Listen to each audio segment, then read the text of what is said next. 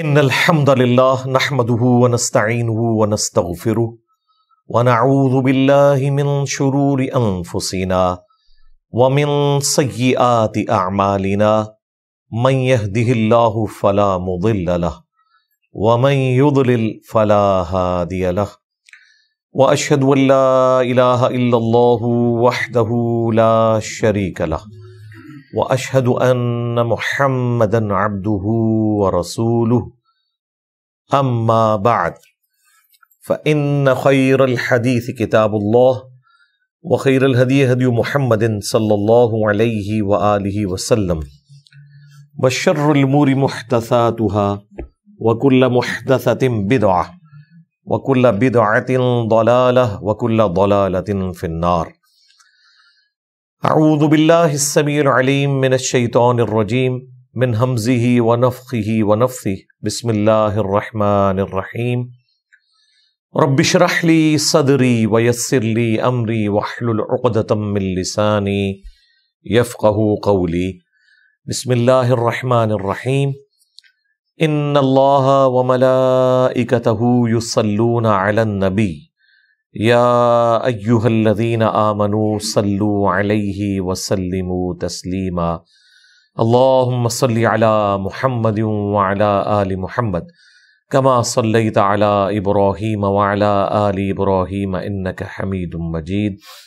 اللہم بارک علی محمد وعلی آل محمد کما بارکت علی ابراہیم وعلی آل ابراہیم انک حمید مجید. اللہم ربنا آتنا فی الدنیا حسنہ وفی الآخرة حسنة وقنا عذاب النار. ربنا آتنا من لدنک رحمہ وہیئ لنا من امرنا رشدا. ربنا آتنا فی الدنیا حسنہ وفی الآخرة حسنة وقنا عذاب النار. حسبنا اللہ ونعم الوکیل. یا حی یا قیوم برحمتک استغیث ولا حول ولا قوة الا باللہ العلی العظیم آمین. آج انشاءاللہ تعالی ہم سورۃ النحل کی آیت نمبر 71 سے آنورڈ سٹارٹ لیں گے. اعوذ باللہ من الشیطان الرجیم بسم اللہ الرحمن الرحیم. واللہ فضل بعضکم علی بعض، اور اللہ نے تم میں سے بعض کو بعض پر فضیلت دی ہے. پھر رزق کے معاملے میں جو اللہ تعالیٰ نے نعمتیں مختلف دی ہیں، مال و دولت ہو، اچھی صحت ہو اور چیزیں، اس کو اللہ تعالیٰ بیان فرما کے ایک مثال بیان فرما رہا ہے. اب کنٹینیوس 3-4 مثالیں آئیں گی. اللہ تعالیٰ نے توحید کو اسٹیبلش کرنے کے لیے جو ہمارے معاشرے کے اندر چیزیں پائی جاتی ہیں، اخلاقی رویے کہہ لیں یا ایک مالک کی اپنے نوکر یا خادم کے ساتھ جو ڈیلنگ ہے وہ کن ٹرمز اور کنڈیشنز کے اوپر ہوتی ہے، اس کو بنیاد بنایا گیا ہے کہ تم نے خدا کو وہ درجہ بھی نہیں دیا ہوا جو ایک غلام اپنے مالک کو دیتا ہے. یعنی جو کچھ تم اپنے لیے پسند کیے ہوئے ہو نا، وہ ساری چیزیں اللہ تعالیٰ کے لیے ایکسیپٹ کرنے کے لیے تیار نہیں ہوتے. یعنی وہ لوگ جو اللہ تعالیٰ کی توحید کو صحیح معنوں میں نہیں مانتے، ان میں سے یہ پہلی مثال آ رہی ہے کہ اللہ تعالیٰ نے بعض کو بعض پر فضیلت دی ہے رزق کے معاملے میں. فَمَا الَّذِينَ فُضِّلُوا بِرَادِّ رِزْقِهِمْ عَلَى مَا مَلَكَتْ أَيْمَانُهُمْ، تو جنہیں رزق کے معاملے میں فضیلت دی گئی ہے، جن کے پاس زیادہ مال و دولت ہے، وہ اپنا رزق اپنے غلاموں کو کبھی نہیں دیں گے، گفٹ نہیں کریں گے. فَهُمْ فِيهِ سَوَاءٌ، تاکہ وہ بھی اس مال میں ان کے ساتھ برابر ہو جائے. یعنی تم بھی کبھی اپنے خادموں کو، اپنے غلاموں کو، جو اس وقت ایک غلامی کا سسٹم چل رہا تھا، آج کے دور میں اس کو سمجھنے کے لیے آپ یہ سمجھ لیں ایک ماڈرن فارم میں جو گھر میں کام کرنے والے لوگ رکھے ہوئے ہیں یا کسی بڑے زمیندار کی زمین میں کام کرنے والے کسان ہیں، تو ایک بڑا ذمہ دار جس کے پاس اتنا مال و دولت ہے، وہ کبھی بھی اپنا مال اس طرح اپنے سب آرڈینیٹس میں تقسیم نہیں کرے گا کہ برابر ہو جائے. مالک اور آقا کا فرق جو ایک غلام کی حیثیت سے اس کے ساتھ اٹیچ ہے، ان کے ساتھ وہ فرق ہی ختم ہو جائے. ایسا کبھی نہیں ہوگا. افبنعمت اللہ یجحدون، تو کیا اللہ کی نعمت کے معاملے میں تم جھگڑا کرتے ہو، اس سے منکر ہوتے ہو؟ یعنی اللہ تبارک و تعالی بھی تو تم سے یہی ڈیمانڈ کر رہا ہے کہ ساری نعمتوں کا مالک اللہ ہے. جب تم اپنے غلاموں کو اپنے ساتھ دولت میں شریک نہیں کرتے، حالانکہ وہ دولت بھی ہم نے تمہیں دی ہوئی ہے، اور اللہ کے کیس میں تو ہر چیز کا مالک ہی وہ ہے. تو جب ہر چیز کا مالک اللہ ہے تو اللہ کے مقابلے پہ جو ہستیاں تم نے کھڑی کر لی ہیں ان کو وہی حق دو جو اللہ کا حق ہے. تو یہ شرک ہے. یہ شرک تو تم خود اپنے لیے بھی گوارا نہیں کرتے ہو. یہ بات سمجھانے کے لیے تھی. اچھا، اس سے یہ بات پتہ چلی کہ بعض اوقات بات سمجھانے کے لیے آپ کو اس طرح کی باتیں کرنی پڑتی ہیں جو معاشرے میں رائج ہوتی ہیں. لہذا ان باتوں سے توہین مذہب کا کوئی پہلو نہیں نکلتا. یہ بات ذہن میں رکھیں. یہاں پہ بعض لوگوں کو سمجھانے کے لیے ہم کوئی دنیاوی زندگی سے مثال دے دیں تو وہ فوراً گستاخی کے فتوے لگانا شروع کر دیتے ہیں. یار یہ آپ نے کیا بات کر دی؟ آپ مجھے بتائیں اللہ تعالی اور مخلوق کا کتنا فرق ہے؟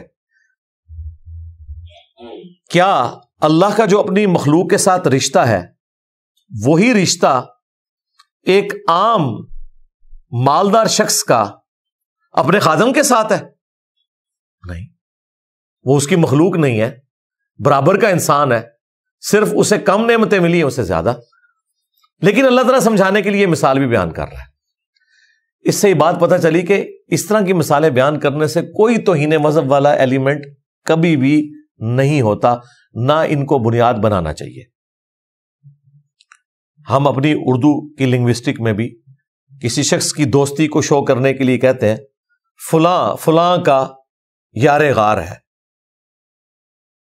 اب نعوذ باللہ اس کا مطلب قطعاً یہ نہیں ہوتا کہ یہ والا فلاں جو ہے وہ رسول اللہ کی جگہ ہے اور وہ والا فلاں جو ہے وہ حضرت ابوبکر کی جگہ ہے. بالکل ایسا نہیں ہوتا. لیکن مثال دی جاتی ہے ایک جگری دوستی کے لیے، ایک محبت کے رشتے کو بیان کرنے کے لیے. اس قسم کی جب مثالیں دی جائیں باتوں کو سمجھانے کے لیے تو ان کے اوپر کوئی فتویٰ نہیں لگتا. ہماری پولیٹیکل جماعتیں بھی کیا کہتی ہیں؟ یہ جو فلاں فلاں لوگ ہیں نا، یہ اپنے اس بڑے پولیٹیکل لیڈر کے حواری ہیں. حواری لفظ بولا جاتا ہے نا، حالانکہ حواری کی ٹرم عیسیٰ ابن مریم علیہ السلام کے اصحاب کے بارے میں قرآن میں رپورٹ ہوئی ہے جو ان پر ایمان لے کر آئے تھے. لیکن ہم اپنی اردو لنگوسٹک میں حواری کی مثال پیش کر دیتے ہیں.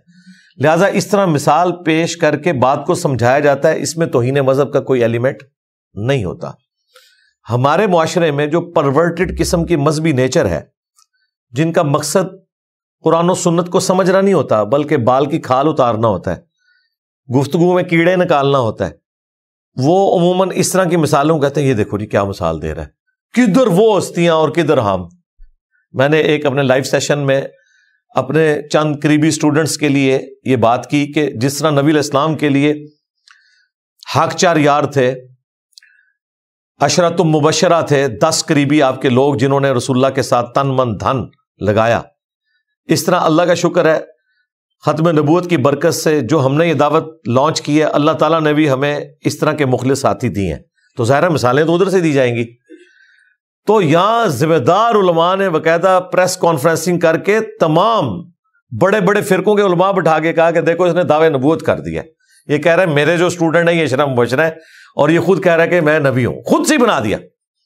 حالانکہ یہ وہ لوگ ہیں جو یار غار کی مثال دیتے ہیں، اس میں کبھی ان کو خیال نہیں آتا کہ ایک کو وہ نبی مان رہے ہیں دوسرے کو ابوبکر مان رہے ہیں. یہ لوگ حواریوں کی مثال دیتے ہیں، اس وقت انہیں کبھی خیال نہیں آتا کہ یہ حضرت عیسیٰ مان رہے ہیں ان کو اور اپنے ساتھیوں کو حضرت عیسیٰ کے صحابہ مان رہے ہیں. تو ایویں بال کی کھال اتارنا. ہاں یہ بات درست ہے کہ اللہ کے لیے غلط مثال بیان نہیں کرنی چاہیے۔ غلط مثال سے مراد یہ کہ ایسی مثال جو فٹنگ نہیں بیٹھتی، وہ توہین مذہب نہیں ہوگی، وہ کہا جائے گا کہ آؤٹ آف کانٹیکسٹ آپ بات کر رہے ہیں۔ مثال کے طور پر پبلک میں یہ مشہور ہے، دیکھیں نہیں، جس طرح آپ دنیاوی بادشاہ کے پاس ڈائریکٹ نہیں پہنچ سکتے، پہلے آپ محلے کے کونسلر تک پہنچیں گے، پھر آپ MNA تک پہنچیں گے، پھر آپ صوبائی لیول کے اوپر کسی چیف منسٹر تک پہنچیں گے، اور یوں کرتے کرتے آپ پرائم منسٹر تک پہنچتے ہیں۔ اس طرح اللہ تک پہنچنے کے لیے بھی آپ کو بیچ میں ہستیاں ڈالنی پڑتی ہیں۔ اب جب یہ کوئی مثال بیان کرے گا تو ہم یہ کہیں گے بھائی یہ مثال اللہ کے لیے فٹ نہیں بیٹھتی، اس لیے کہ اللہ تعالیٰ نے اپنے تک پہنچنے کے لیے اس قسم کے کوئی واسطے بیچ میں نہیں ڈالے ہوئے۔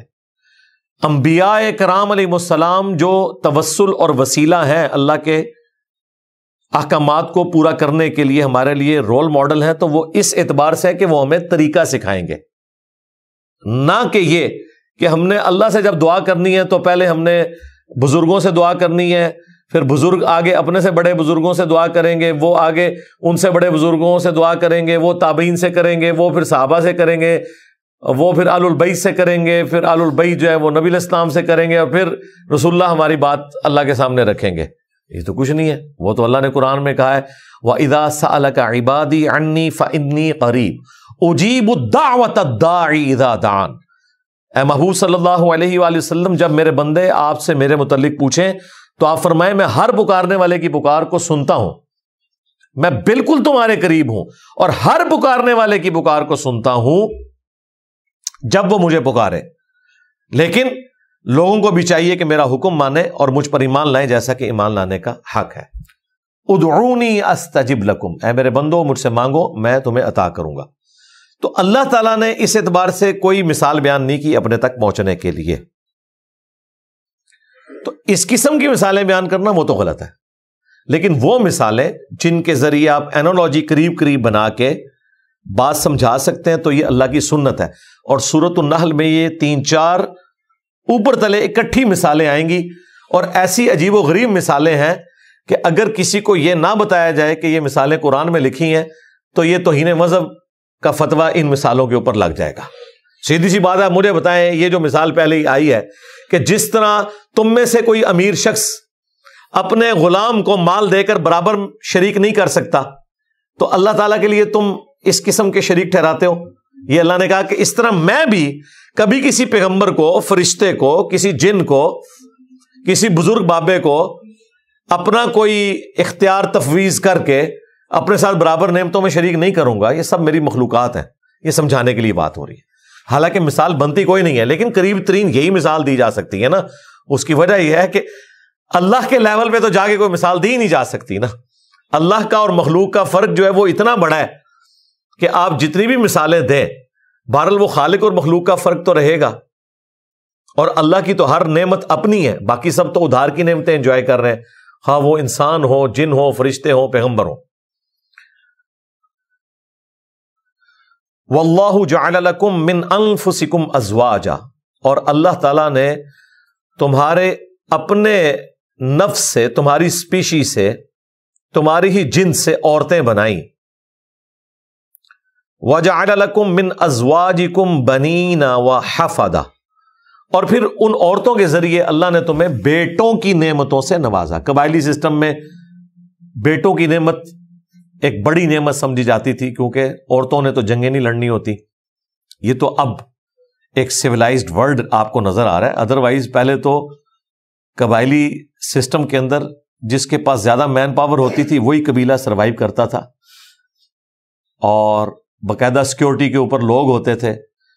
دن کے وقت لوگ مزدوری کرنے جاتے تھے تو پیچھے سے پتہ چلا کہ خیموں کے اوپر حملہ ہوا ہے، عورتوں کو، بچوں کو وہ غلام بنا کے دوسرے قبیلے کے لوگ لے گئے اور باقیوں کو قتل کر کے چلے گئے ہیں۔ یہ تو آج کی جو دنیا ہے، یہ تو آپ سمجھ لیں پرانی دنیا سے کمپیئر کریں تو جنت ہے۔ اس کی کچھ جھلک آپ کو ارطغرل ڈرامے میں انہوں نے دکھائی ہے، وہ بیچارے جاتے ہیں پیچھے سے، وہ تاتاری حملہ کرتے ہیں، سب کچھ ختم۔ آپ ذرا امیجن کریں، آج تو آپ سکون سے اپنے گھروں سے نکلتے ہیں، واپس آتے ہیں، اتنا سویلائزڈ ورلڈ ہے۔ پہلے ایسا نہیں ہوتا تھا، چونکہ پہلے ایسا نہیں ہوتا تھا، پھر بیٹوں کی ضرورت ہوتی تھی قبائلی سسٹم کے اندر، بیٹیوں کی حفاظت بھی بیٹوں نے کرنی ہے. جتنے بیٹے ہوں گے اتنی مین پاور ہوگی, اتنی طاقت ہوگی, آپ کا قبیلہ اسٹرانگ ہوگا اور وہ سروائیو کر سکے گا. تو اللہ تعالیٰ نے کہا کہ یہ ساری نعمتیں بھی تو میں تمہیں دے رہا ہوں, یہ عورتیں تمہاری جو بیویاں ہیں تمہاری جنس سے, یہ میں نے تمہیں نعمت دی ہے. صحیح مسلم میں حدیث ہے نا کہ دنیا برتنے کی جگہ ہے اور سب سے بہترین سرمایہ نیک بیوی ہے. اللہ تعالیٰ کی نعمتوں میں سے ٹاپ آف لسٹ جو نعمتیں ہیں ان میں سے ایک نیک سیرت بیوی ہے. پھر اللہ تعالیٰ نے سورہ روم میں فرمایا کہ اللہ تعالیٰ نے میاں بیوی کے درمیان محبت کا رشتہ قائم کر دیا ہے. یہ بڑی عجیب بات ہے کہ دو اجنبی مرد و عورت شادی کے بعد جب ایک بندھن میں آ جاتے ہیں تو ان کے اندر اتنی محبت پیدا ہو جاتی ہے جو سگے بہن بھائیوں میں نہیں ہوتی ہے. یہ غیر معمولی چیز ہے. یہ جو ایک لو میرج والا معاملہ ہے وہ تو الگ, زیادہ تر تو ارینج میرج ہمارے معاشرے میں ہو رہی ہوتی ہیں, ایک دوسرے کو اس طریقے سے جانتے بھی نہیں ہیں, لیکن شادی کے بعد یک جان دو قالب ہو جاتے ہیں. کیوں؟ یہ اللہ تعالیٰ نے ایک محبت کا رشتہ رکھ دیا میاں بیوی میں. پھر اس کو اللہ تعالیٰ مضبوط کرتا ہے اولاد کے ذریعے. دو بانڈ ہیں, ایک سیکس کا بانڈ, ایک اولاد کا بانڈ. ظاہر ایک خاندانی سسٹم وجود میں آتا ہے. تو اللہ تعالیٰ فرما رہا ہے کہ یہ ہم نے تمہیں بیویوں کی نعمت دی ہے, ان کے ذریعے بیٹے عطا کیے, وہ حفظہ, اور اس کے بعد پوتے بھی دیے. آپ دیکھیں کہ چھوٹے بچوں میں اللہ نے اتنی اٹریکشن رکھی ہے ماں باپ کے لیے کہ اس طرح کی اٹریکشن اور کسی نعمت میں نہیں ہے. اور جب انسان کے بچے بڑے ہو جاتے ہیں پھر اسے چھوٹے بچوں کی خواہش ہوتی ہے, وہ اللہ تعالیٰ پوری کرتا ہے اس کو پوتے پوتیوں نواسے نواسیوں کے ذریعے. پھر دوبارہ سے ان کا ٹین آؤٹ سٹارٹ ہو جاتا ہے. وہ پھر کمپیئر کرتے ہیں کہ اچھا یہ میرا پوتا جو حرکتیں کر رہا ہے نا, تو یہ میرا بیٹا بھی اس طرح بچپن میں کرتا تھا, یا میری بیٹی بھی یہی حرکتیں کرتی تھی جو اب یہ پوتی کر رہی ہے یا نواسی کر رہی ہے. تو اس سے کمپیئر کرتے ہیں. اس میں بھی ایک اللہ نے لذت رکھی ہے خاندانی سسٹم میں. تو اللہ تعالیٰ فرماتا ہے یہ ساری نعمتیں ہم نے تمہیں دی ہیں. وَرَزَقَكُم مِّنَ الطَّيِّبَاتِ, اور وہ تمہیں جو پاکیزہ چیزیں ہیں وہ رزق کے طور پر عطا کرتا ہے.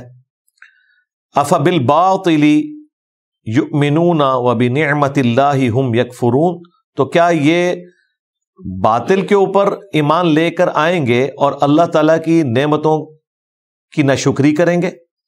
اس میں بھی اللہ تعالیٰ نے ایک مثال بیان کر دی کہ جن ہستیوں کی طرف تم ان نعمتوں کو منسوب کر رہے ہو کہ فلاں پیر نے مجھے بچہ دے دیا, فلاں درگاہ پہ میں گیا تو مجھے بچہ ملا, فلاں بت کے سامنے میں پیش ہوا تو مجھے بچہ ملا, یا فلاں نعمت ملی, یہ سب اللہ نے دی ہیں.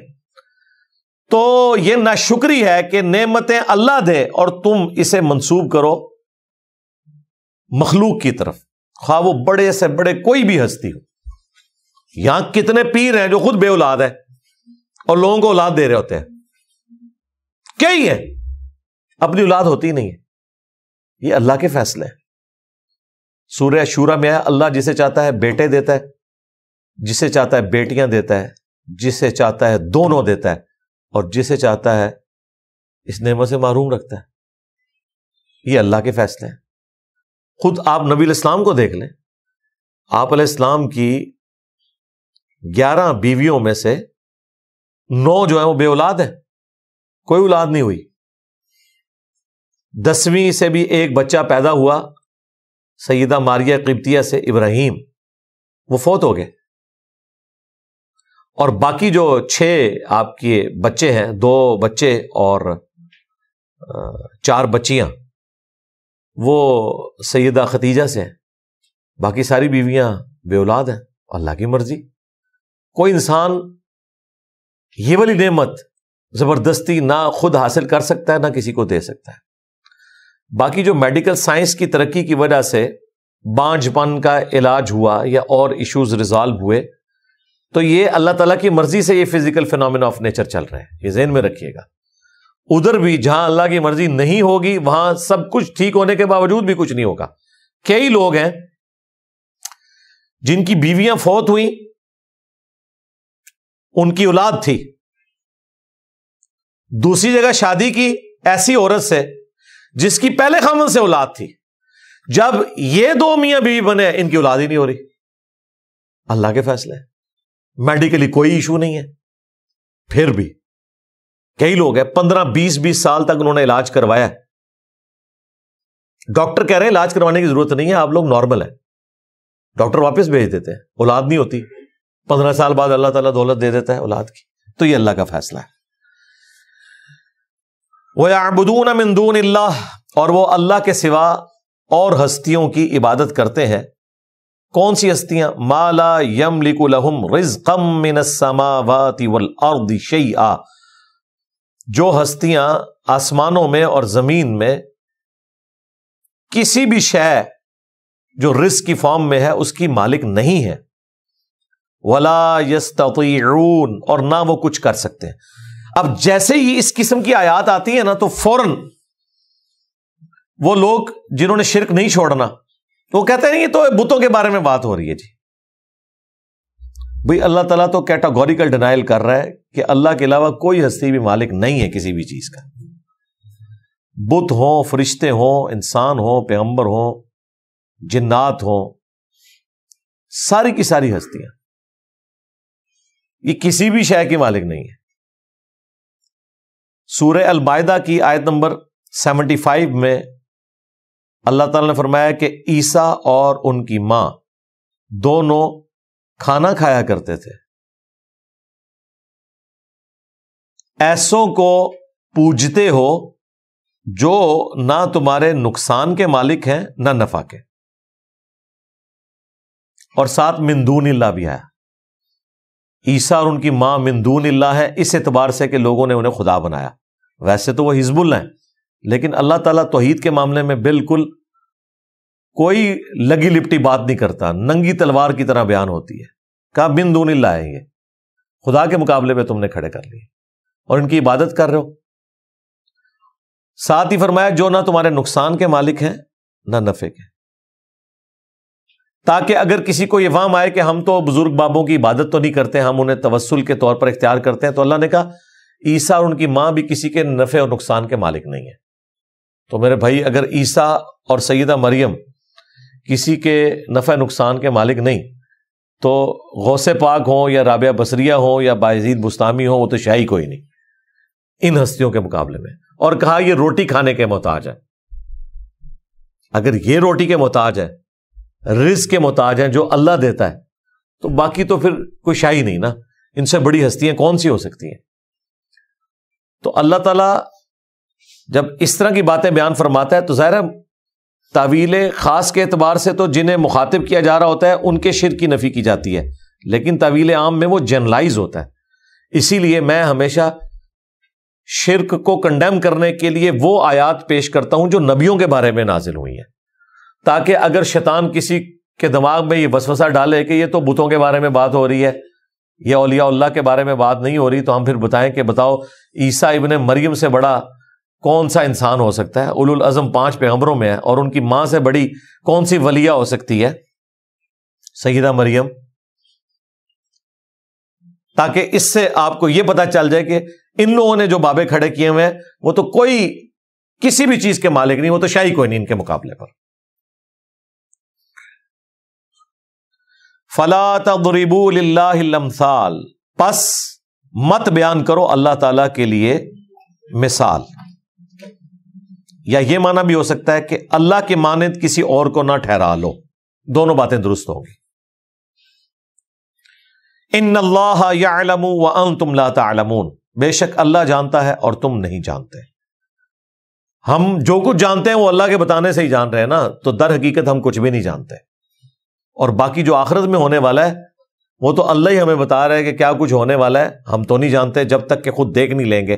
اور یہ اللہ کا فضل اور رحم ہے کہ اس نے دنیا میں ہمیں آخرت کی فلم چلا کے بتا دیا کہ یہ کچھ ہونے والا ہے. یہاں پہ آگے کچھ وہ چیزیں ڈسکس بھی ہوں گی. ایک اور مثال آ رہی ہے، ضرب اللہ مثلا عبدا مملوکا. اللہ تعالیٰ ایک مثال بیان فرماتا ہے ایسے غلام کی جو کسی کے انڈر ہے، ایسا بندہ جو کہ مملوک ہے، کسی کا غلام ہے. لا یقدر علی شیء، اور وہ کسی بھی چیز کے اوپر قدرت نہیں رکھتا، ٹوٹلی وہ ڈیپینڈنٹ ہے اپنے مالک کے اوپر، اس کے پاس کوئی نعمت نہیں ہے، اس کا کھانا پینا اوڑھنا بچھونا رہائش سب اس کے مالک کی ہے، ہر چیز ادھار کی وہ استعمال کر رہا ہے۔ ایک تو اس قسم کا غلام ہے، اور ایک ایسا آزاد شخص ہے، وَمَن رَّزَقْنَاهُ مِنَّا رِزْقًا حَسَنًا، ایک وہ شخص ہے جس کو ہم نے اپنی طرف سے اچھی خاصی روزی دی ہوئی ہے، نعمتیں دی ہوئی ہیں، فَهُوَ يُنْفِقُ مِنْهُ سِرًّا وَجَهْرًا، اور وہ ہمارے دیے ہوئے مال میں سے چھپا کر بھی اور اعلانیہ بھی اللہ کی راہ میں خرچ کرتا ہے۔ هَلْ يَسْتَوُونَ، کیا یہ دونوں برابر ہو سکتے ہیں؟ الحمدللہ، تمام تعریفیں اللہ کے لیے ہیں۔ یعنی اللہ تعالیٰ نے کہا کہ یہ جو مثال بیان میں نے کی ہے نا، یہ بالکل واضح ہے کہ جس طرح ایک غلام جو کسی چیز کا مالک نہیں ہوتا، وہ غلام اور ایک ایسا شخص جسے اللہ نے نعمتیں دی ہوئی ہیں اور وہ دن رات خرچ کرتا ہے اللہ کی دی ہوئی نعمتوں میں سے، یہ دونوں برابر ہو سکتے ہیں؟ نہیں ہو سکتے۔ ایک تو بیچارہ ڈیپینڈنٹ ہے، اور دوسرا جس کے پاس رزق کی فراوانی ہے وہ تو لگاتا ہے لوگوں کے اوپر۔ حالانکہ یہ مثال بھی اللہ کے لیے فٹ اینڈ کوئی نہیں بیٹھتی، حقیقت بات ہے، یہ تو اللہ کی مہربانی ہے، اس کی شفقت ہے کہ وہ اس قسم کی مثالوں سے ہمیں سمجھا رہا ہے۔ اس لیول پہ اتر کر بھی اگر کسی کو نہ سمجھ آئے تو اس کی بدبختی ہے، سیدھی سی بات ہے۔ حقیقت بات یہ ہے کہ دنیا میں بھی جس کو اللہ نے رزق دیا ہوا ہے اور وہ تقسیم کر رہا ہے تو وہ مخلوق ہی ہے، ادھار کا رزق ہے اس کے پاس۔ اللہ نے اس کی مثال اپنی طرح بیان کی ہے، جس طرح میں ہوں سب کو رزق دیتا ہوں، اور مخلوق جو ہے وہ ساری میرے اوپر ڈیپینڈنٹ ہے۔ حالانکہ یہ مثال بنتی کوئی نہیں تھی، لیکن اس سے نیچے اور کوئی مثال دی نہیں نہ جا سکتی۔ پھر اس سے یہ ثابت ہوا کہ بات سمجھانے کے لیے بعض اوقات قریب قریب کوئی مثال دی جائے تو یہ جائز ہے، اس سے کوئی توہین مذہب کا ایلیمنٹ نہیں نکلتا۔ اس طرح کی باتوں کو پکڑ کر کسی کے اوپر گستاخی کے فتوے لگانا اور اپنے آپ کو دین کا چیمپئن بتانا، یہ بڑا ظلم ہے۔ دیکھ لیں قرآن میں کس قسم کی مثال ہے، انہوں نے تو قرآن پہ بھی فتوے لگا دینے تھے کہ یا اللہ جسے تو نے رزق دیا ہوا ہے اس کی مثال تو اپنی کسی بیان کر رہا ہے، اور باقی مخلوق کی مثال تو غلام کسی بیان کر رہا ہے، تو کدھر اور مخلوق کدھر؟ مخلوق کا رزق بھی تیرے ہی دیا ہوا ہے، لیکن اس کے علاوہ کوئی اور طریقہ نہیں کیسے سمجھایا جائے، چونکہ خدا اور اس کی مخلوق میں جو ایک ڈفرنس ہے اسے کوئی ختم کر ہی نہیں سکتا، کوئی اور مثال پیش ہی نہیں کی جا سکتی، تو مخلوق کی مخلوق کے ساتھ کوئی مثال پیش کی جا سکتی ہے اس بڑی مثال کو سمجھانے کے لیے۔ تو اللہ تعالیٰ فرما رہا ہے الحمدللہ، تمام تعریفیں اللہ کے لیے ہیں، بل اکثرہم لا یعلمون، لیکن اکثر لوگ جانتے ہی نہیں ہیں، وہ اس باریکی پر غور ہی نہیں کرتے، بلکہ باریکی کیا موٹی بات ہے جس کے اوپر غور نہیں کرتے، کہ جس طرح ایک مالدار شخص اور ایک غلام برابر نہیں ہو سکتے، اس طریقے سے ایک وہ ہستی جو اس کائنات کی مالک ہے وہ اپنی مخلوق کے برابر کیسے ہو سکتی ہے، خواہ وہ مخلوق کوئی جن ہو، فرشتہ ہو، پیغمبر ہو، کوئی بھی ہو، کمپیریزن ہی نہیں ہے۔ اب ایک اور مثال آ رہی ہے، دیکھیں یہ چوتھی مثال آنے جا رہی ہے۔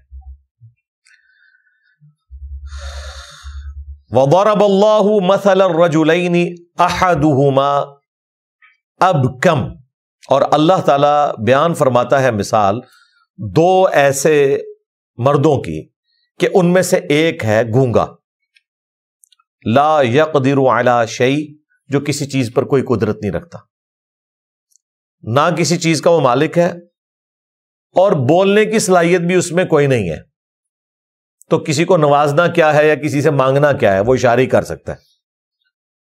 وَهُوَ كُلٌّ عَلَى مَوْلَى، اور وہ جو غلام ہے نا یہ گونگا، ٹوٹلی ڈیپینڈنٹ ہے اپنے مولا کے اوپر، یعنی اپنے آقا کے اوپر، اس مالک کے اوپر جس نے اسے اپنی غلامی میں رکھا ہوا ہے۔ اَيْنَمَا يُوَجِّهُ، وہ جہاں کہیں بھی جاتا ہے اسے بھیجا جاتا ہے، لا یأتی بخیر، کوئی خیر کی خبر نہیں لے کے آتا، ظاہر ہے بول سکتا نہیں ہے، جو اسے سمجھ آتی ہے جا کے اگلے کو سمجھاتا ہے، آگے بھی جا کے کام خراب ہی کر کے آتا ہے۔ هل يستوي هو وَمَن يَأْمُرُ بِالْعَدْلِ، کیا ایسا شخص اور وہ شخص جو عدل کا حکم دیتا ہے برابر ہو سکتے ہیں؟ یعنی دنیا میں کوئی حکمران ہے یا کوئی جج ہے یا کوئی بڑی پوسٹ پہ رہنے والا شخص ہے جو بول کے فیصلے کرتا ہے انصاف کے ساتھ، وہ بولنے والا شخص اور ایک گونگا شخص جو غلام ہے، اور غلام بھی ایسا کہ کسی کے اوپر ڈپینڈنٹ ہے، اور اس کی صلاحیت یہ ہے کہ وہ اپنے مالک کی طرف سے جہاں بھی جاتا ہے تو کوئی خیر کی خبر نہیں لے کے آتا، کام بگاڑ کے ہی آتا ہے۔ اس قسم کا نکما غلام اور وہ حاکم یا وہ جج جس کا حکم چلتا ہے، جس کی سپیکنگ پاور ہے، یہ دونوں برابر ہو سکتے ہیں؟ وَهُوَ عَلَىٰ صِرَاطٍ مُسْتَقِيمٍ، اور وہ انصاف دینے والا ہے بھی سیدھے راستے کے اوپر۔ تو جس طرح یہ برابر نہیں ہو سکتے نا، اس طریقے سے اللہ جو عدل و انصاف کا حکم دیتا ہے اور پوری کائنات پہ اس نے اس سسٹم کو نافذ کیا ہوا ہے، اور مخلوق جو اس کے مقابلے پر تو گونگی ہے، کوئی اختیار نہیں اس کے پاس، یہ دونوں برابر نہیں ہو سکتے۔ تو یہ اللہ تعالیٰ نے 4 مثالیں بیان فرمائی ہیں۔ میجورٹی مفسرین نے اسے اسی طریقے سے بیان کیا ہے جس طرح میں بیان کر رہا ہوں، لیکن بعض نے کہا کہ یہ دونوں طرف مثال جا سکتی ہے، کہ مخلوق میں بھی اللہ کے ماننے والے اور اللہ کے باغی، ان کی مثال اس طریقے سے بیان کی گئی ہے، لیکن یہ دھکے سے ہی مثال وہ ثابت کر رہے ہیں، یہ بنتی نہیں ہے، کیونکہ اللہ تعالیٰ نے جس طریقے سے اسے بیان کیا ہے وہ تو اسی طریقے سے بیان کیا ہے کہ خالق اور مخلوق میں ایک بہت بڑا ڈفرنس ہے، کیونکہ اس کے اگینسٹ اللہ تعالیٰ توحید سمجھا رہا ہے۔ تو یہ مثالیں بڑی ایکسٹرا آرڈنری مثالیں ہیں۔ وَلِلَّهِ غَيْبُ السَّمَاوَاتِ وَالْأَرْضِ، اور اللہ ہی کے لیے ہے آسمانوں اور زمین کی چھپی ہوئی خبریں، یعنی وہ اسی کے پاس ہے، اللہ سے وہ چھپی ہوئی نہیں ہے۔ یہ غیب ہمارے ریفرنس سے ہے، یہ ذہن میں رکھیے گا۔ ہاں، اللہ کے لیے کوئی چیز غیب ہے ہی نہیں، اللہ کے لیے ہر چیز اس کے سامنے حاضر ہے۔ ہم جو رسول اللہ کے لیے بھی علم غیب مانتے ہیں صلی اللہ علیہ وآلہ وسلم، قرآن کی روح سے، کہ جو اللہ تعالیٰ انہیں غیبی خبریں دیتا تھا، اس کے اوپر ہم علم الغیب کا ورڈ اس لیے بول رہے ہوتے ہیں کہ ہمارے ریفرنس سے وہ غیب کی چیزیں۔ یہ بعض وہابی حضرات جو ہے وہ خام خواہ ایک غلوف کرتے ہیں، وہ کہتے ہیں جی جب نبی کو اللہ نے خبر دے دی تو غیب تو رہا ہی نہیں۔ بھئی غیب پھر بھی رہے گا، ہمارے ریفرنس سے وہ غیب ہی ہے۔ اگر آپ کی یہ ڈاکٹرن مان لی جائے پھر تو اللہ کے پاس بھی علم غیب کوئی نہیں ہے۔ اللہ جب کہتا ہے عالم الغیب والشہادہ تو وہ ہمارے ریفرنس سے بات کرتا ہے، اللہ کے لیے تو کوئی چیز غیب ہے ہی نہیں ہے۔ اسی طریقے سے جب نبیوں کو اللہ تعالیٰ غیب پر اطلاع دیتا ہے، وَمَا كَانَ اللَّهُ لِيُطْلِعَكُمْ عَلَى الْغَيْبِ وَلَكِنَّ اللَّهَ يَجْتَبِي مِن رُّسُلِهِ مَن يَشَاءُ، سورہ آل عمران آیت نمبر 179۔ اللہ کی یہ شان نہیں ہے کہ تمہیں غیب پر اطلاع دے، بلکہ وہ اپنے رسولوں میں سے جسے چاہتا ہے چن لیتا ہے۔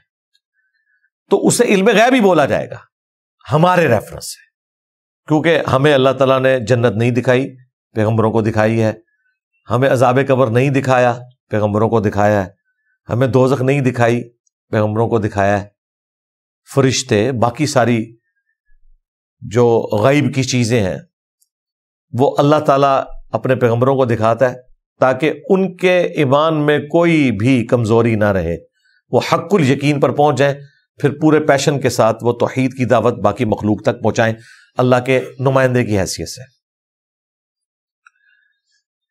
وَمَا أَمْرُ السَّاعَةِ إِلَّا كَلَمْحِ الْبَصَرِ أَوْ هُوَ أَقْرَبُ، اور قیامت کا معاملہ تو نہیں ہے مگر ایک لمحے کی دوری پر یا اس سے بھی قریب۔ اور وہ لمحہ اللہ تعالیٰ نے کہا جس طرح آنکھ کا پلک جھپکنا ہے نا، جو 1 سیکنڈ کے بھی 1000ویں حصے میں ہو رہا ہے، اس سے بھی قریب ہے قیامت کا آنا، یعنی اچانک اس طریقے سے قیامت آ جائے گی۔ یا اس سے یوں سمجھ لیں کہ اللہ تعالیٰ کے لیے ہر چیز آنے واحد میں ہے۔ دیکھیں اس کو دنیا میں آپ نے مثال سے سمجھنا ہے نا، تو یوں سمجھیں جو شخص ہوائی جہاز کے اوپر سفر کر رہا ہے 10,000 فٹ کی بلندی پر، تو وہ آنے والے 2-3 شہر بھی اوپر سے دیکھ رہا ہوتا ہے. لیکن وہی جہاز اگر نیچے لینڈ کرے تو آپ چند 100 فٹ تک ہی سامنے دیکھ سکتے ہیں. اور وہی جہاز جب بلندی پر ہوتا ہے اسی جگہ پر 3-4 شہر اس کو سامنے نظر آ رہے ہیں. اس کے لیے 1 لمحے کی دوری پہ ہیں سارے. اس طریقے سے اللہ تبارک و تعالی مخلوق کو پیدا فرمانے سے لے کر جنتیوں کے جنت میں پہنچنے تک، جہنمیوں کے جہنم یعنی دوزخ میں پہنچنے تک کے سارے معاملات کو آنے واحد میں دیکھ رہا ہے. اس لیے تو وہ اتنے کانفیڈنس سے بات کر رہا ہے کہ گویا قیامت قائم ہو چکی، گویا لوگ جنت میں جا چکے، گویا کہ لوگ جہنم میں چلے گئے، کیونکہ اللہ کے لیے تو یہ آنے واحد ہے. اللہ تعالیٰ تو وہ آنے والے وقت کو بھی اسی طریقے سے دیکھ رہا ہے جس طرح آج کے وقت کو اور گزرے ہوئے وقت کو. لہٰذا جب وہ بیان کر رہا ہے تو اس کے سامنے یہ بھی ہے کہ وہ قیامت قائم ہوئی ہوئی. یہ جو شخص ادھر بیٹھا ہے جو ابھی پیدا ہوا ہے، اس کا مستقبل کیا ہے کہ اس کے نامہ اعمال کو اس کے دائیں ہاتھ میں دیا جا رہا ہوگا یا بائیں ہاتھ میں، ولیعوذ باللہ تعالیٰ. یہاں پہ بچہ پیدا ہوا ہے اور وہاں پہ اللہ تعالیٰ کے سامنے قیامت کا منظر بھی ہے کہ یہ بچہ بڑا ہوگا، پھر اپنے سارے معاملات کو چلائے گا، پھر مر جائے گا، پھر ہزاروں سال گزریں گے، پھر قیامت کے دن اٹھایا جائے گا، پھر اس کا فیصلہ ہوگا. تو نامہ اعمال اس کے دائیں ہاتھ میں ہوگا یا بائیں ہاتھ میں ہوگا. اللہ کے لیے تو بالکل سامنے. اور پھر یہ ساری چیزیں اللہ تعالیٰ نے لوح محفوظ میں پہلے لکھ لی ہوئی ہیں. سب سے بڑی بات یہ ہے پہلے ہی اپنے علم سے لکھ لی. اور یہ اللہ کے لیے آسان ہے. اللہ نے کہا یہ ہمارے لیے بہت آسان ہے. اللہم حاسبنا حسابا یسیرا اللہم انا نعوذ بک من عذاب جہنم ومن عذاب القبر ومن فتنة المحیا والممات ومن شر فتنة المسیح الدجال آمین. ان اللہ علی کل شیء قدیر. دیکھیں یہ کنکلوڈ ہو رہی ہے بات اسی کے ساتھ کہ بے شک اللہ تعالیٰ ہر چیز کے اوپر قدرت رکھتا ہے. یہ اس کی قدرت ہے کہ اس کے لیے تو یہ آنے واحد میں سب کچھ ہونے والا ہے. واللہ اخرجکم من بطون امہاتکم، اور وہی اللہ ہے جو تمہیں تمہاری ماؤں کے پیٹ سے نکالتا ہے. لا تعلمون شیئا، اس حال میں کہ تم کچھ بھی نہیں جانتے ہوتے. جب انسان پیدا ہوتا ہے تو بالکل ناواقف ہوتا ہے. وہ جو کچھ جان بھی رہا ہوتا ہے نا، یعنی دودھ پینا یا کوئی اور چیز پینا یا تھوڑا بڑا ہو کر کھانے والا معاملہ حلق سے نیچے کرنا، تو وہ اپنی اس نیچر اور جبلت کی وجہ سے ہے جو پیدا ہوتے ہی انسان کے بچے کے ساتھ اٹیچ ہے. اور میں آپ کو بتاؤں انسان کا بچہ تو سب سے کمزور ہے. یہ تو ماں باپ کے اوپر ڈپینڈنٹ ہے کئی سال تک.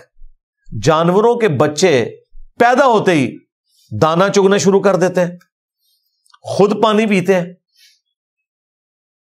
انہیں ہر چیز اللہ تعالیٰ نے ان کی انسٹنکٹ کے طور پر، جبلت کے طور پر سکھا دی ہوئی ہے. تو اللہ تعالیٰ فرما رہا ہے کہ جب تمہیں ہم پیدا کرتے ہیں تمہارے ماں کے پیٹ سے، تو اس وقت تم کوئی چیز نہیں جانتے. وَجَعَلَ لَكُمُ السَّمْعَ وَالْأَبْصَارَ وَالْأَفْئِدَةَ، اور اسی نے تمہارے لیے بنا دیے کان، آنکھیں اور دل یا دماغ یا عقل، کوئی بھی ترجمہ کر لیں، سب کچھ درست ہے. لعلکم تشکرون، تاکہ تم اس کا شکر مانو. سبحان اللہ وبحمدہ سبحان اللہ العظیم. اللہم اعنا علی ذکرک وشکرک وحسن عبادتک. بس یہی نعمتیں ہیں جن کی وجہ سے قیامت کے دن ہماری اکاؤنٹیبلٹی بھی ہے. یہی 3 نعمتوں کا ذکر اللہ تعالیٰ نے 10 کمانڈمنٹس میں، جو 9th کمانڈ ہے سورہ بنی اسرائیل کی آیت نمبر 36، وَلَا تَقْفُ مَا لَيْسَ لَكَ بِهِ عِلْمٌ إِنَّ السَّمْعَ وَالْبَصَرَ وَالْفُؤَادَ كُلُّ أُولَئِكَ كَانَ عَنْهُ مَسْئُولًا. اے انسان کسی چیز کی پیروی اس وقت تک مت کر جب تک کہ تو اس کے بارے میں علم نہ حاصل کر لے. بے شک کان، آنکھ اور عقل اس کے بارے میں تم سے پوچھا جائے گا کہ تم نے ان 3 انسٹرومنٹس کو یوز کر کے حق بات تک پہنچنے کی کوشش کیوں نہیں کی. یہاں پہ بھی اللہ تعالیٰ انہی نعمتوں کا ذکر کر رہا ہے کہ یہ نعمتیں دے کر تمہیں ہم نے جواب دہ ٹھہرا لیا ہے قیامت کے دن اپنی بارگاہ میں. الم یروا الی الطیر مسخرات فی جو السماء، کیا انہوں نے پرندے نہیں دیکھے کہ جو آسمان کی فضا میں ہے، اللہ تعالیٰ نے ان کے لیے اس فضا کو اس اعتبار سے مسخر کر دیا ہے کہ وہ ہوا میں اڑ سکتے ہیں۔ یہ قدرت انسان کو تو اللہ تعالیٰ نے نہیں دی ہے، لیکن پرندوں کے اندر یہ طاقت رکھی ہے کہ ہوا کے اندر وہ اڑتے ہیں۔ اس سے پرندوں کا انسانوں سے افضل ہو جانا ثابت نہیں ہوتا۔ یہ اکثر لوگ اپنے بزرگ بابوں کی جھوٹی کرامتوں کو ثابت کرنے کے لیے کہتے ہیں کہ دیکھو اگر پرندہ اڑ سکتا ہے تو بابے کیوں نہیں اڑ سکتے؟ بھائی پرندے کو اڑنے کی صلاحیت اللہ نے دی ہے، انسانوں کو نہیں دی ہوئی، اور نہ یہ انسانوں کا کوئی عیب ہے۔ انسان کو اللہ نے عقل کی صورت میں وہ دولت دی ہے جو اور کسی جاندار کو نہیں دی ہے۔ باقی جاندار عقل کی وجہ سے معاملات نہیں لے کے چل رہے ہوتے، انسٹنکٹ کی وجہ سے۔ ان میں عقل ہو تو قربانی والے دن جب ایک گائے کی قربانی ہو رہی ہو تو باقی ساری گائے اور اونٹ جو ہے وہاں سے بھاگ جائیں، لیکن ان کا دماغ نہیں کام کرتا، وہ اپنی انسٹنکٹ کے اوپر ہے۔ انسان تو چیزوں کو دیکھ کے اس سے مستقبل بھی رزلٹ نکال کے معاملات سیٹل کرتا ہے، اور اسی کی وجہ سے سائنس نے اتنی ترقی کی ہے۔ تجربہ آیا، اس سے سیکھا، مزید بہتری کی، پھر نیکسٹ ایکسپیریمنٹ ہوا جب کبھی زندگی میں، اس سے مزید سیکھا، اور یوں کرتے کرتے آج انسان کہاں پہ پہنچ گیا۔ لیکن جو پرندے ہیں ان کی انسٹنکٹ میں اللہ نے ان کو یہ طاقت دی ہے کہ وہ اڑ سکتے ہیں۔ ما یمسکہن الا اللہ، انہیں کوئی نہیں روک سکتا آسمان میں سوائے اللہ کے۔ ان فی ذلک لآیات لقوم یؤمنون، بے شک اس میں نشانیاں ہیں ان لوگوں کے لیے، اس قوم کے لیے جو بات ماننا چاہیں، جو ایمان لانا چاہیں۔ ان کے لیے تو واقعی بڑی نشانی ہے کہ اللہ تعالیٰ نے کیسی کیسی مخلوقات پیدا کی ہیں۔ ابھی تو آپ ان پرندوں کو دیکھیں جو مائگریٹ کر کے 8-8, 10-10 ہزار کلومیٹر کا سفر کرتے ہیں۔ سائبیریا میں، رشیا میں جب برف باری ہوتی ہے نا، تو یہ جو ہمارے یہاں پنجاب میں بھی ایک پرندہ آتا ہے سرخاب، کتنا خوبصورت پرندہ ہے، اس کے پر کتنے خوبصورت ہوتے ہیں۔ ہزاروں کلومیٹر کا سفر کر کے ٹھنڈ سے بچنے کے لیے وہ ان علاقوں میں آتے ہیں۔ یہاں پہ اتنی ٹھنڈ نہیں ہوتی، نہ اتنا موسم سخت ہے، اور پھر وہ واپس چلے جاتے ہیں۔ اور اسی سفر کے دوران وہ ہوا میں نیند بھی پوری کرتے ہیں، اللہ اکبر کبیرہ، اڑتے رہتے ہیں، اور کوئی ریفیولنگ والا معاملہ بھی نہیں ہے۔ ہمارے جہازوں کو تو بار بار فیول کی ضرورت پڑتی ہے، اور وہ نرم و نازک قسم کے پر اتنے ملائم، ان کے اندر اللہ نے اتنی طاقت رکھ دی ہے۔ پھر ان کے دماغ میں جو ڈائریکشن فٹ کی ہے، کمپاس فٹ کر دی ہے کہ انہیں پتہ ہے ہم نے کن راستوں میں جانا ہے۔ ابھی تو سائنس کی برکت سے وہ کچھ پتہ چل رہا ہے جو ہمارے بزرگوں کو پتہ ہی نہیں تھا، کہ وہ ہواؤں میں ان ویوز کو، سٹرنگز کو جانتے ہیں جن میں ان کو کم سے کم فورس لگانی پڑتی ہے اڑنے کے لیے۔ ہوا کو یوز کرنا وہ جانتے ہیں۔ پھر جس طریقے سے وہ گروپ کی شکل میں اڑتے ہیں، وہ بھی ایک یونیک طریقہ ہے کہ آگے جو پرندہ ہے وہ جو فورس لگا رہا ہے، اس کی وجہ سے جو پچھلے پرندے ہیں ان کو کم فورس لگانی پڑتی ہے۔ تھوڑی دیر بعد پھر پیچھے سے ایک پرندہ جو ہے وہ آگے آ جاتا ہے، اور یوں وہ آلٹرنیٹیولی زور لگاتے رہتے ہیں۔ کیا کچھ اللہ تعالیٰ نے انہیں سکھا دیا۔ پھر اتنی بلندی سے نیچے دیکھنا، کتنے خطرات سے گزرتے ہوئے الٹیمیٹلی یہاں پہنچتے ہیں۔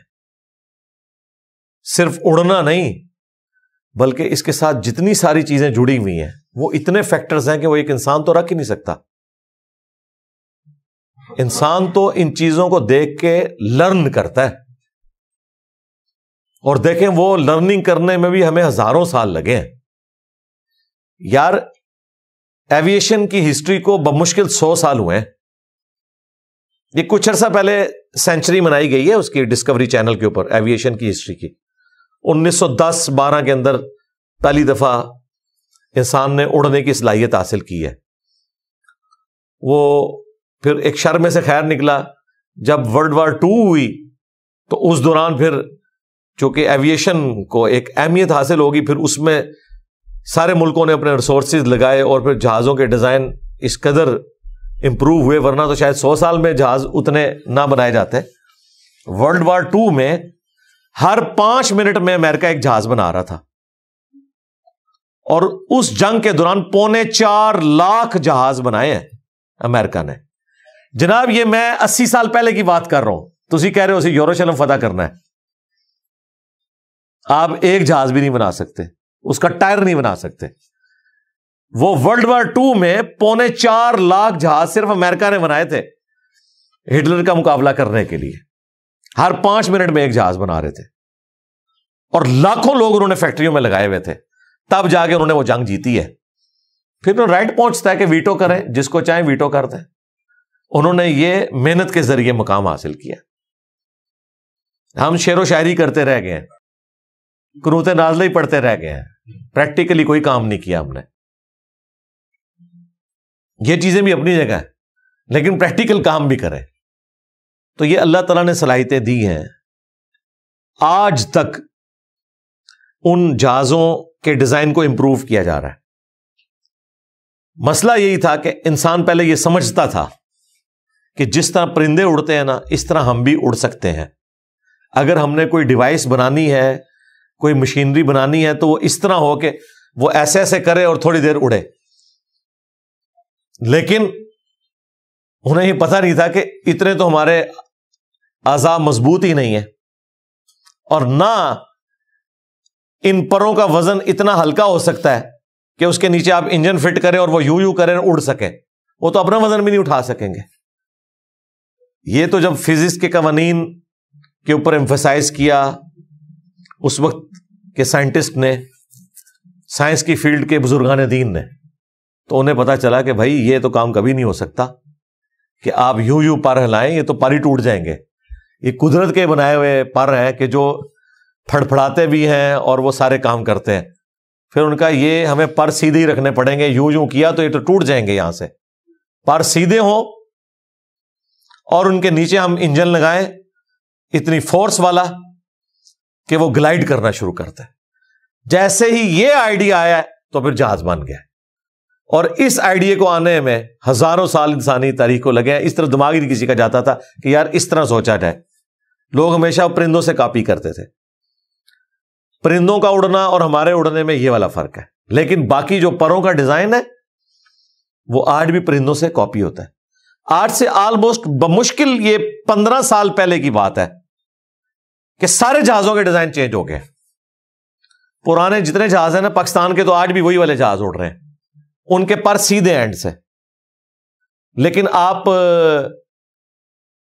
ایمریٹس کے جہاز دیکھیں، آپ یو کے والوں کے جہاز دیکھیں، امریکن کے جہاز دیکھیں، سعودی ایئر لائن کے جہاز دیکھیں، ان کے پاس نئے والے ماڈل ہیں. اور یہ ماڈل امپروو ہوئے آلموسٹ 15-20 سال ہوئے. مجھے یاد ہے 20 سال بھی نہیں ہوئے، 15 سال، کہ جب یہ ماڈل امپروو ہوا تھا نا، تو باقاعدہ ہمارے تمام پاکستان کے ٹی وی چینلز کے اوپر بھی خبر آئی تھی کہ اب سے سارے جہازوں کے ڈیزائن امپروو ہو رہے ہیں. اور وہ امپروو انہوں نے کیا، عقاب کو دیکھ کے، چیل کو دیکھ کے انہوں نے کہا کہ ان کے پر اینڈ سے تھوڑے سے اٹھے ہوئے ہوتے ہیں. پر بالکل اینڈ پہ جا کے نا تھوڑا سا ایسے اٹھا ہوتا ہے. یہ آپ غور کریں، ایسے نہیں ہوتے، بالکل اینڈ سے اٹھے ہوتے ہیں. اس طرف بھی دھیان نہیں گیا. اتنے عرصے سے جہاز بن رہے تھے، پچھلی پوری صدی میں اتنے جہاز بنے. جمبو جیٹ بن گیا، بوئنگ 747 بن گیا، ایئر بس سامنے آ گئی. اب ان کو جا کے پتا چلا کہ یار یہ جو تھوڑا سا ایسے پر اگر ہم اٹھا دیں، اس کی جو ٹپ ہے اس کو تھوڑا سا اینگل اوپر کی طرف دے دیں ایج پہ، تو اس کی وجہ سے آپ آلموسٹ 10 سے 15% فیول بچا سکتے ہیں، کیونکہ اس کے ایج کے اوپر ایک ورٹیکس بنتا تھا ایئر کا جو ڈریگ پروڈیوس کرتا تھا، اس کی وجہ سے جہاز کی سپیڈ کم ہوتی تھی، انرجی جہاز کی ضائع ہوتی تھی. اس کو جیسے ہی اٹھایا انہوں نے، وہ ورٹیکس ختم ہو گیا ہے، اب وہ انرجی ضائع نہیں ہوتی ہے.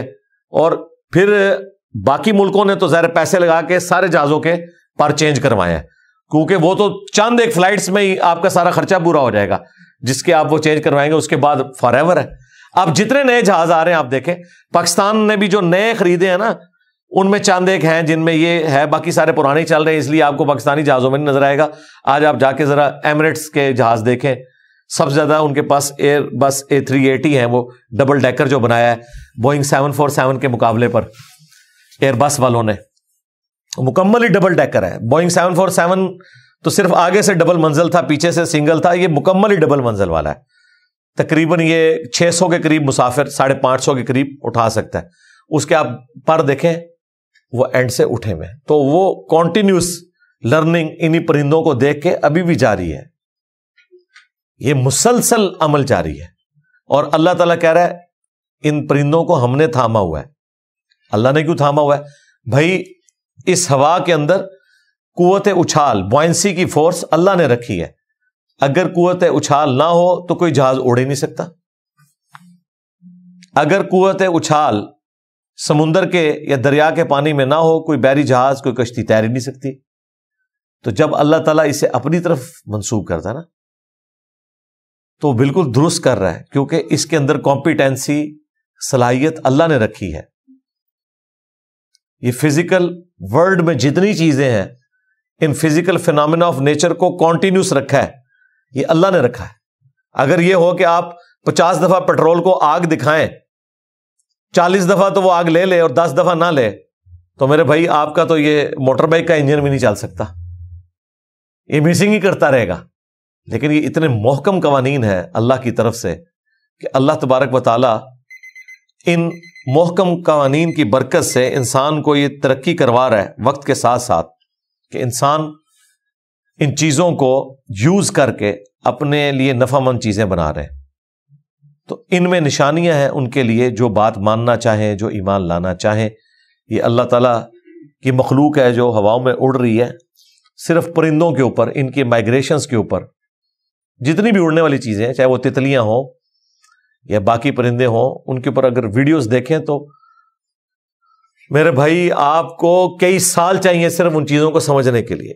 پھر جو ان کو گھونسلے بنانے کا اللہ نے ہنر سکھا دیا ہے، پھر جو اپنی ریپروڈکشن وہ کرتے ہیں، انڈے دیتے ہیں اور ان سے بچے، اور پھر یوں ان کا سلسلہ آگے چلتا ہے. اور مچھلیوں میں آ جائیں، انسان دنگ رہ جاتا ہے.